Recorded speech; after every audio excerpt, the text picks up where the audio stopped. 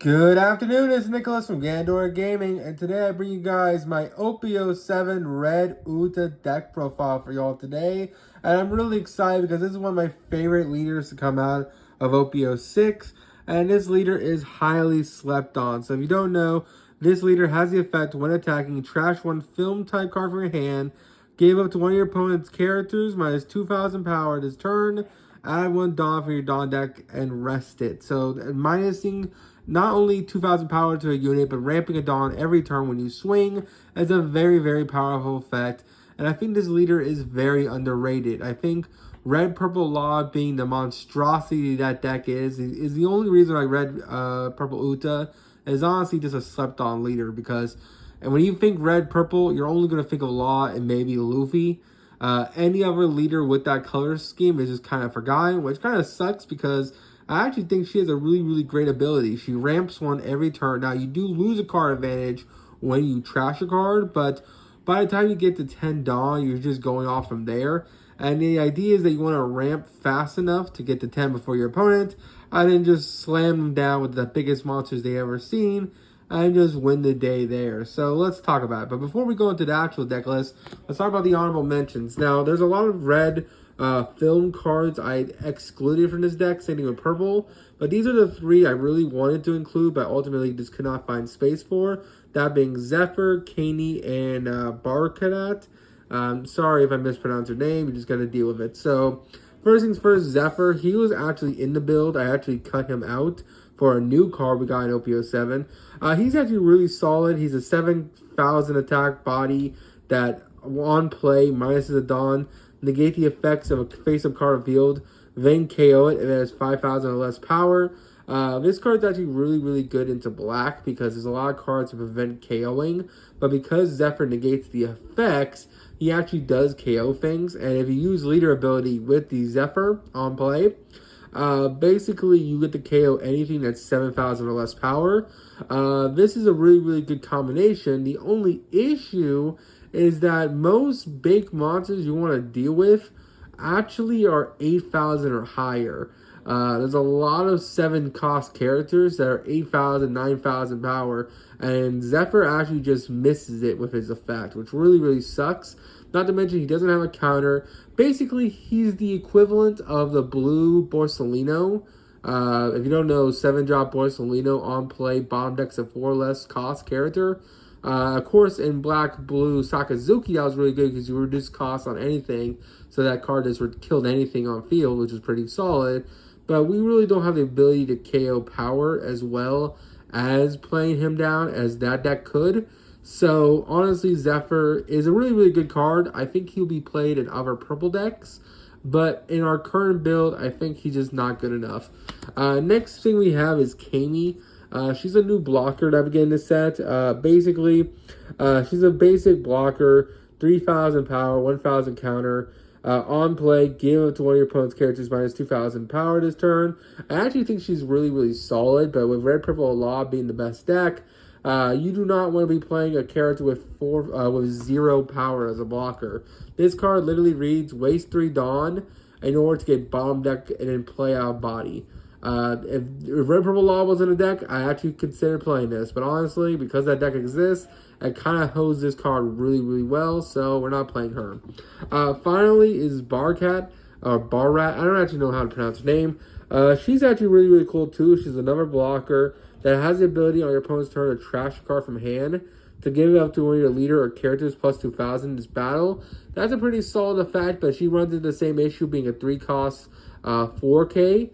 She's just too low in power and too low in cost that she's going to be removed really, really easy against these black decks, against these, basically any deck in the format. The game's just going too fast that 3K, 4,000 blockers just need to be insane in order to be played, and Barkat is not insane. She is not blue Don Quixote del Flamingo in the form of the 3K blocker. She's not that good. So, honestly, these cards are cut. I think they have potential in other decks, but not today, especially the Zephyr. I think Zephyr will be played in other purple decks, which I'll probably make videos on. But for now, I don't think he fits the space for our Uta leader. So let's talk about the cards that did make the cut. So first things first, we're still playing 4 Shanks. This is our boss monster deck. We want as many of these in hand as possible because we want to ramp up to 10 faster than our opponent. And then just go shanks, kill everything they ever play, and then just ram the shit out of them with a 12k beat stick. This character has the ability to KO anything with 1,000 power or less. If you do leader ability, this card can kill anything in the game, which is really, really strong. Next, we're playing 2 Douglas Bullets. This card is our flex card. It's our version of, what's it called? This is basically our in-archetype version of Hody Jones. It's an 8 cost, other than not a 7, but he has 1,000 power, and then he has the effect you can -4 Dawn to rest 2 opponent's characters with 6 or less costs, and then he gains double attack, which is actually kind of insane. He's slower than Hody Jones, but ultimately he's kind of better because he does rest 2 blockers, but also he gains double attack, which is absolutely insane. Really, really great card. I think all you need is a 2 of. Now, this is the only new card we're adding from OP07. This card is actually very slept on. I'm surprised more decks aren't playing it. Its stats are not the greatest, but its effect is absolutely insane. That'd be Anne. Anne is an absolute insane card if you ever read it. It's a 7 cost 6k, which stats are not great. But on play, set the power of one of your opponent's characters to 0 this turn. This character literally just says, oh, 12k Big Mom. It's a 0 attack monster now, so you can just kill it with anything. You can swing your little dudes into it and just kill a 10 drop for free. This card is actually kind of insane.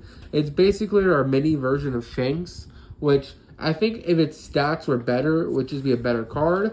But overall, it's still a 7 cost that KOs basically anything, because it doesn't matter how big their monster is. If you reduce it down to 0, I think if you swing leader at face at it, it's going to be 5,000 to 0. I think you win, unless they have blockers, but they don't have to waste a lot of resources to protect their cards. This card's just really, really good. You want to ramp up into her as much as possible, and overall, just a great card. Next, we're playing 4 Douglas Bullet. This is one of the best blockers in the game. It's a 6 cost 7k blocker. It's only blocker if your leader is filmed, so we are lucky enough to play it. And overall, it's just a fantastic card. Green Uta would love to play this card, but it's red, so they don't have access to it. And overall, just a great blocker. Next, we're playing 4 Gistino Torino, or Gil Tesoro. This card's amazing. On play, -1 Dawn. If your leader is film type, add 2 film type characters from your trash that are 4 or less. Basically, this allows you to add back your 2Ks. So on play, it adds back 2 2Ks from grave, which is just really, really good. It's a 5/6, which is pretty solid stat-wise. And overall, just a great card in general. Next, we're playing 4 Uta. This is one of the best blockers in the game. We gotta play it. It's also in archetype, so we can search it. On block, -1 Dawn, rest an opponent's 5 cost character. Really, really insane card. It's less good into black and less good into red purple law because they'll have to remove it for it. But it's still one of our best blockers we have, and we should still play it. This card, the other Anne is one of those cards I don't like, but we have to play it. It's an archetype card that allows us to ramp one. She's a 4 cost 5k, a lot of purple decks player. I think it's a really, really solid card. I just hate that it doesn't have counter for being a 4 cost 5k. I really wish this card had counter. That's the only issue I have with it. But you do need, this is paramount to your early play. You want to go second and you want to open Anne so that on your 4 Dawn turn, you can play Anne, ramp 1, swing, trash a card, ramp 2. So you ramp 2 on your 4 Dawn turn. So that when your next turn comes around, you'll be on your 8 Dawn turn. And then you're just off to the races there. So you go 2, 4, 8, 10. That's the idea you want to do. So you get to 10 a lot quicker than your opponent. They're going first. They're going 1, 3, 5, 7, 9, 10. So it takes them way too many turns. By the time you're at 10, they're just getting to like 7, I think. So you just completely outpace them in ramping. And just keep pressuring them from there, which is really, really good. We were playing 4 Saga. He's just a 2k, but he does have an effect. 1 Dawn attacks when attacking.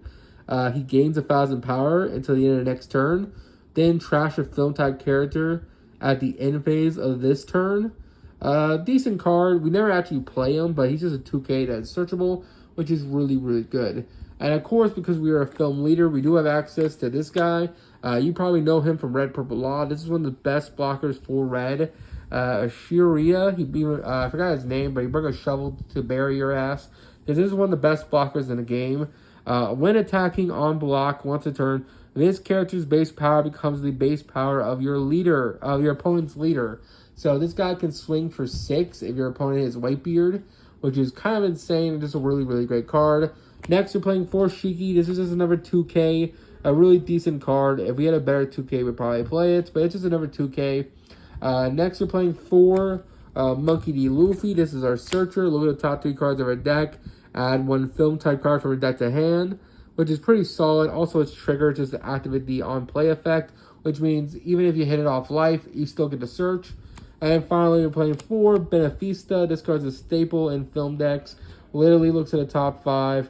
Add any film card from your deck to hand. It's a 2K counter, so we're playing 12 2Ks. And then finally, we're also playing 4 Blue Dragon Seal Water Stream. And KO any character with 5,000 or less power. Basically meaning on our 10 turn, we can KO anything with an plus Blue Dragon, which is pretty insane. And overall, it's just a fantastic combo. So that's it for the deck profile. I hope you all enjoy. Don't do anything stupid, and I'll see you on the next one. Bye-bye.